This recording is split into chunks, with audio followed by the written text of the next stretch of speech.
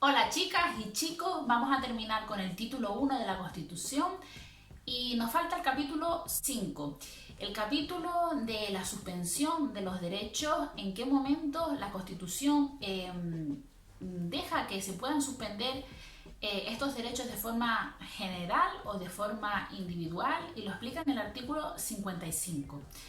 Antes de seguir, como siempre les digo, en mi Instagram @pocompi tienen el enlace a la carpeta compartida en Drive y mi correo electrónico pocompi@gmail.com.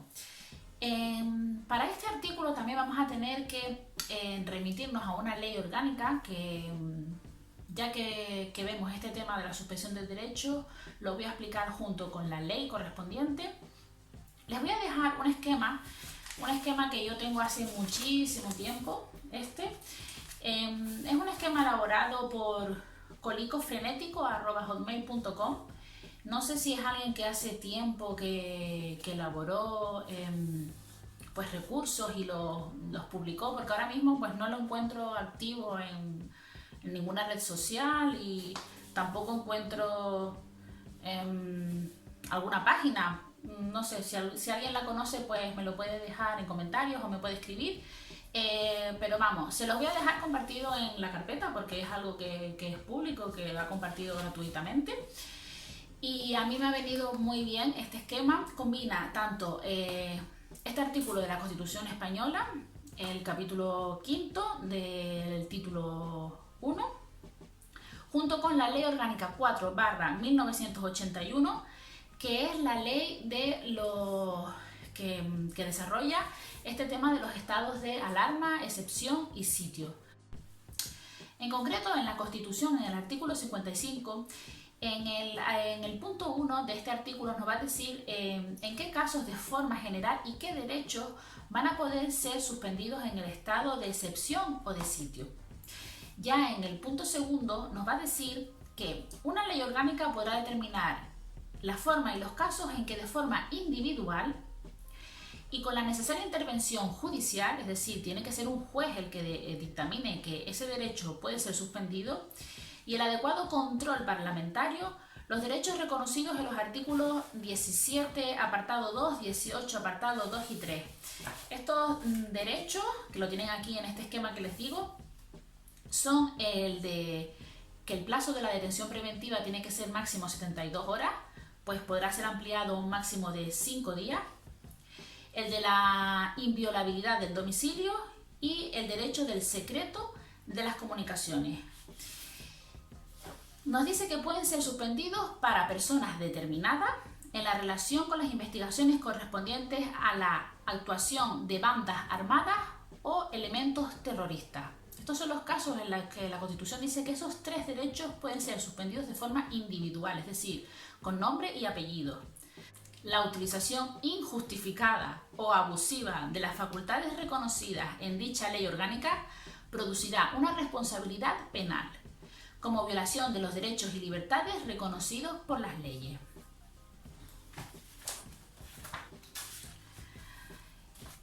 Dicho esto, vamos a explicar los estados de alarma, excepción y sitio.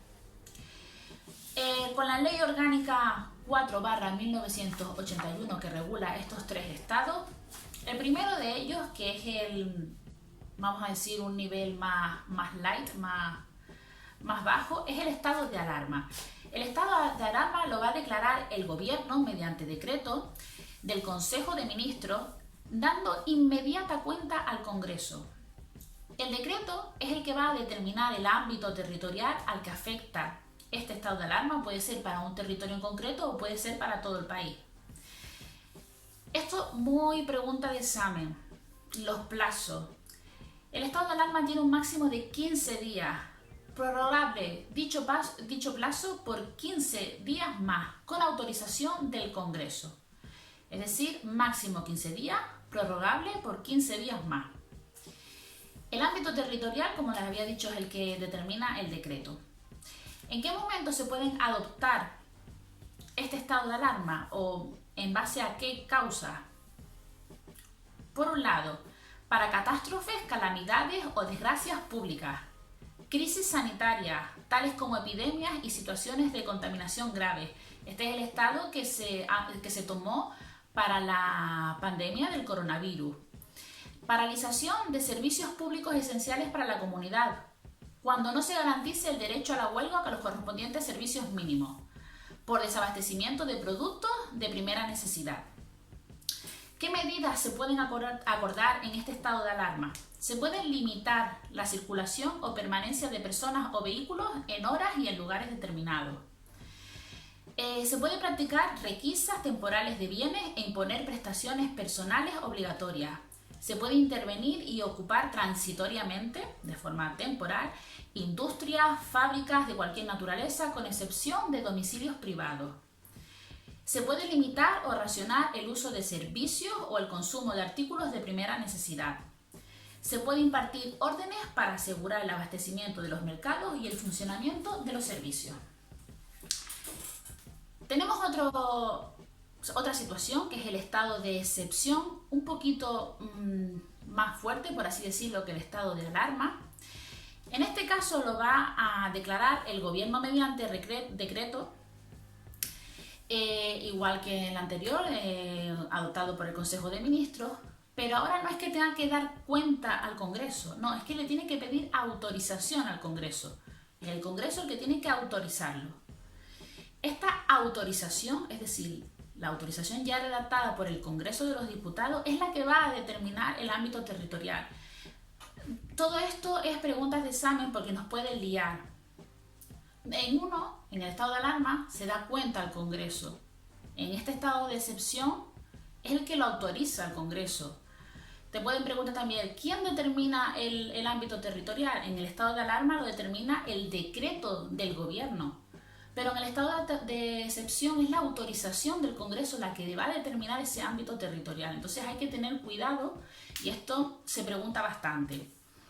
La duración y las condiciones también se ven en la autorización del Congreso.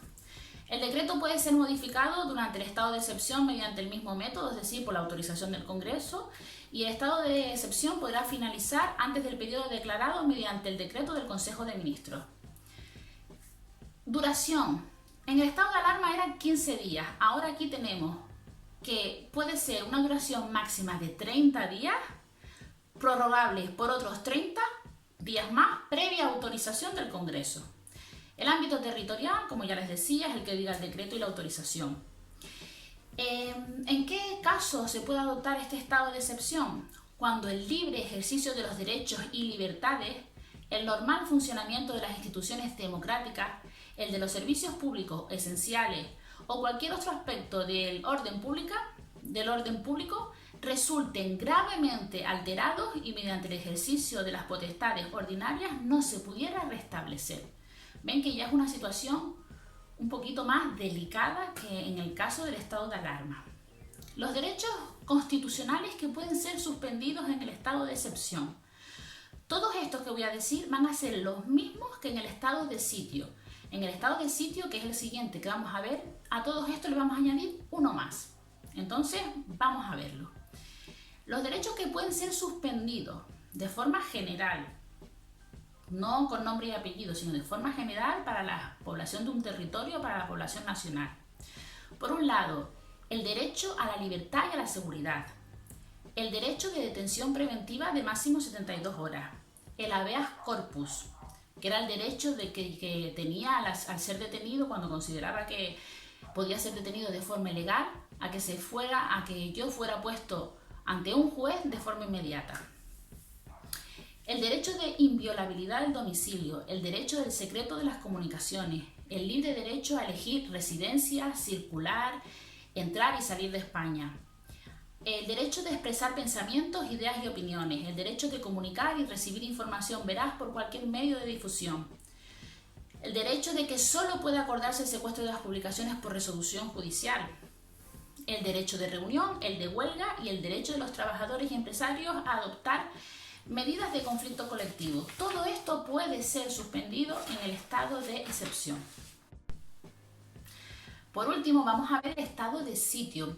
El estado de sitio es el Congreso por mayoría absoluta el que lo va a declarar, es el Congreso el que lo declara. Lo propone el Gobierno, el Consejo de Ministros. El Congreso es el que va a determinar tanto el ámbito territorial, la duración y las condiciones. En este caso no hay mínimos ni máximos de duración, es el que fije el Congreso. Y el Congreso será el que determine pues todo esto del territorio. ¿En qué momento se puede adoptar un estado de sitio? Cuando se produzca o pueda producirse una insurrección o acto de fuerza contra la soberanía o la independencia de España, contra su integridad territorial o el ordenamiento constitucional, que no pueda resolverse por cualquier otro medio. El gobierno también va a designar a una autoridad militar que sea la que tenga que ejecutar las medidas acordadas en el territorio de este estado de sitio. Entonces aquí vamos a tener una autoridad militar que va a delimitar todo esto. Los derechos que se pueden suspender en este estado pueden ser suspendidos, no tienen por qué. Son los mismos, exactamente los mismos que vimos en el estado de sitio, además del artículo 17.3, que era el derecho de toda persona detenida a ser informada de forma inmediata, de modo que le sea comprensible sus derechos y las razones de su detención. También a la asistencia de abogado en todas las diligencias policiales y judiciales. Es decir, esto de cuando nos detengan, que nos expliquen, tener un abogado, todo esto puede ser suspendido en el estado de sitio. Bueno, pues espero que les haya servido. Aquí ya queda recogido y queda cerrado el título 1, cerramos el capítulo 5. Además hemos visto esta ley orgánica que desarrolla el estado de alarma, excepción y sitio con los puntos más importantes y lo que más se pregunta en los exámenes. Y sin más, un saludo.